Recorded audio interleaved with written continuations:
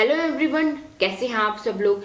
एक बार फिर से आप सबका बहुत बहुत स्वागत है आपके अपने यूट्यूब चैनल रेशूज ब्लॉग्स में। फ्रेंड्स, आज की वीडियो का टॉपिक है, आप सबके बहुत से कमेंट्स आ रहे हैं मेरे पास, इसीलिए मैंने ये वीडियो बनाया है।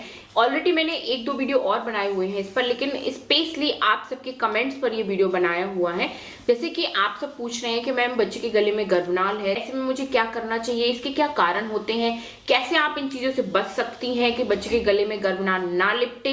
आपको कैसे पता चलेगा कि गर्भ में बच्चे ने गर्भनाल लपेट रखी है, इसके साथ कितनी राउंड है, इस गर्भनाल को कैसे हटाया जा सकता है, इसके साथ ही क्या गर्भनाल बच्चे के गले में होने पर नॉर्मल डिलीवरी हो सकती है या नहीं, ये सारी बातें हम इस वीडियो में जानने वाले हैं। तो वीडियो आप सबके लिए बहुत ही ज्यादा इंपॉर्टेंट है, साथ में हेल्पफुल भी है, तो वीडियो को पूरा जरूर देखिएगा, आप सभी से रिक्वेस्ट है। और अगर आपने अभी तक चैनल को सब्सक्राइब नहीं किया है तो जल्दी से चैनल को सब्सक्राइब कर लीजिए, पास में जो घंटी है उसको भी दबाना बिल्कुल मत भूलिए। तो चलिए आज का वीडियो विदाउट टाइम वेस्ट किए मैं स्टार्ट करती हूँ। गर्भनाल, जैसे कि अम्बिलिकल कॉर्ड या न्यूकल कॉर्ड भी बोला जाता है, ये आपसे आपके बच्चे तक जुड़ी होती है। इसके जरिए ही पूरे 9 महीने तक बच्चे का विकास होता है। बच्चे तक न्यूट्रिशन मतलब कि पोषक तत्व, इसके साथ ऑक्सीजन, ब्लड सर्कुलेशन, सारा इसी गर्भनाल के द्वारा बच्चे तक पहुंचता है।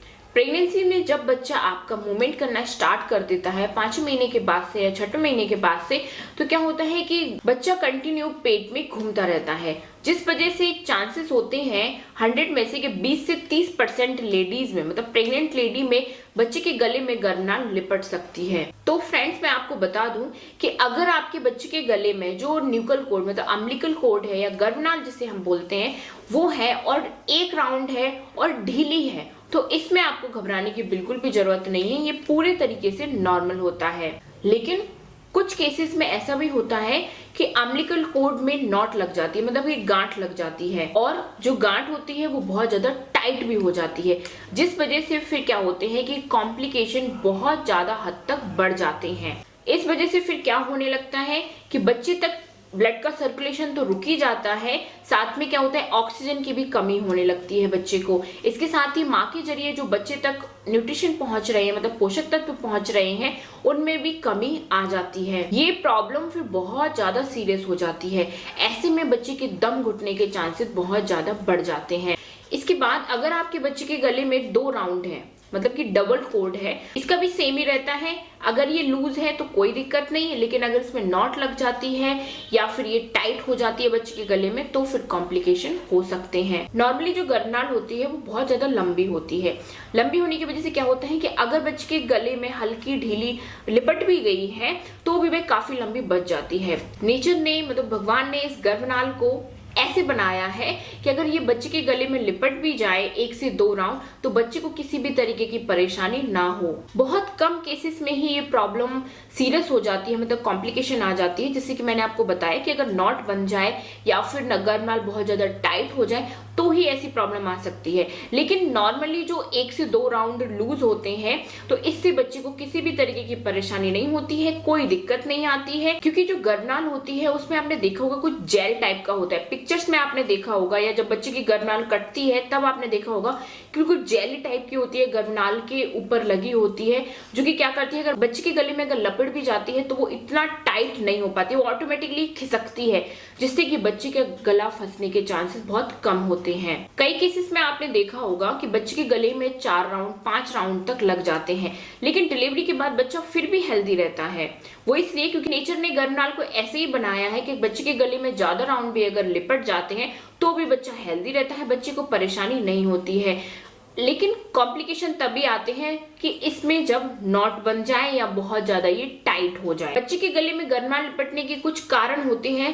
पहला कारण जो होता है वो होता है कि कई महिलाओं की जो गर्भनाल होती है उसमें जेली ज्यादा नहीं होती है, मतलब जो जेल टाइप का लगा होता है गर्भनाल के ऊपर वो ज्यादा नहीं होती है, कमी होती है उसमें। इस वजह से भी बच्चे के गले में गर्भनाल इजीली लिपट जाती है और फिर वो खुल नहीं पाती है। दूसरा कारण होता है बच्चे के गले में गर्भनाल लिपटने का कि जब एमनियोटिक फ्लूइड आपके गर्भ में ज्यादा होगा, बच्चा क्या करेगा कि उसमें ज्यादा मूवमेंट करेगा, ज्यादा मूवमेंट होने की वजह से बच्चा ऊपर नीचे लेफ्ट राइट घूमेगा ज्यादा, तो उससे भी बच्चा गले में गर्भनाल लपेट लेता है।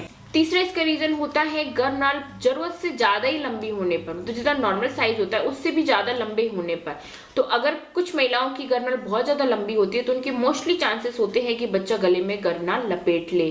इसके बाद अगर गर्भ में एक से ज्यादा बच्चे हैं, 2 बच्चे हैं, तो भी गर्भनाल लिपटने के बहुत ज्यादा चांसेस होते हैं। एक बच्चा किसी डायरेक्शन में जाता है, एक बच्चा किसी डायरेक्शन में जाता है, तो एक दूसरे की जो गर्भनाल होती हैं वो एक दूसरे के गले में लिपट सकती हैं। 5वां कारण इसका होता है बेबी मूवमेंट ज्यादा होने पर। जैसे कई महिलाएं क्या होती हैं कि ज्यादा लंबी होती हैं, तो गर्भाशय में बच्चे को क्या होता है कि जगह अच्छी मिल जाती है, जिस वजह से बच्चा ज्यादा मूवमेंट करता है। ज्यादा मूवमेंट होने की वजह से भी बच्चे के गले में गर्भनाल लिपटने के काफी ज्यादा चांसेस बढ़ जाते हैं। इसके कुछ लक्षण भी होते हैं। अगर आप बिना अल्ट्रासाउंड के जानना चाहती हैं तो ऐसे लक्षण अगर आपको दिखे तो आप डॉक्टर को भी दिखा सकती हैं, डॉक्टर से कंसल्ट कर सकती हैं।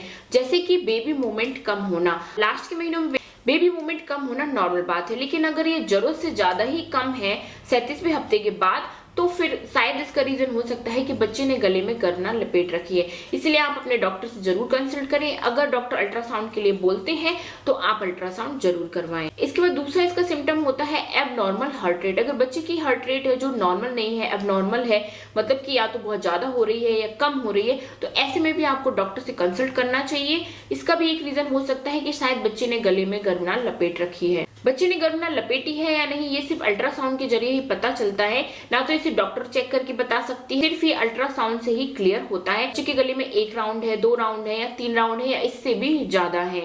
अब क्या जब गले में गर्भनाल लपेट ले तो क्या इसको हम सही कर सकते हैं, बच्चे के गले से गर्भनाल हटा सकते हैं? तो ऐसा कोई नहीं कर सकता, ऐसा डॉक्टर भी नहीं कर सकती, कोई नहीं कर सकता। ये बिल्कुल नेचुरल होता है। बच्चा नेचुरल तरीके से अपने गले में गर्भनाल लपेटता है और अपने आप ही इसको निकाल देता है। मूवमेंट करते करते ही बच्चे के गले में गर्भनाल लिपटती है, मूवमेंट करते करते ही बच्चे के गले से गर्भनाल निकल भी जाती है। अब बात करते हैं क्या डिलीवरी नॉर्मल हो सकती है। तो क्या होता है कि डिलीवरी के टाइम डॉक्टर एक बार फिर से आपका चेकअप कर सकते हैं, फिर से आपका अल्ट्रासाउंड कर सकते हैं और पता लगाएंगे कि जो बच्चे के गले में कोड है वो उस पर ज्यादा प्रेशर तो नहीं पड़ रहा है। अगर ऐसा होता है कि जब बच्चा नॉर्मल डिलीवरी के जरिए जब बाहर आ रहा होता है तो ऐसा नहीं कि कोड पर, मतलब कि गर्भनाल पर ज्यादा दबाव पड़े जिस वजह से बच्चे की गले में फंदा ना लग जाए, बच्चे का गला ना फंस जाए, तो ऐसी जो कॉम्प्लिकेशन होते हैं उनको डॉक्टर पहले ही पता लगा लेते हैं। अगर ऐसे कोई कॉम्प्लिकेशन बनते हैं नॉर्मल डिलीवरी में तो फिर डॉक्टर आपकी सी सेक्शन डिलीवरी करना ही सेफ समझते हैं। और बच्चे के गले में गर्भनाल होने पर अगर डॉक्टर आपको एडवाइस करते हैं कि आपको सी सेक्शन करा लेना चाहिए,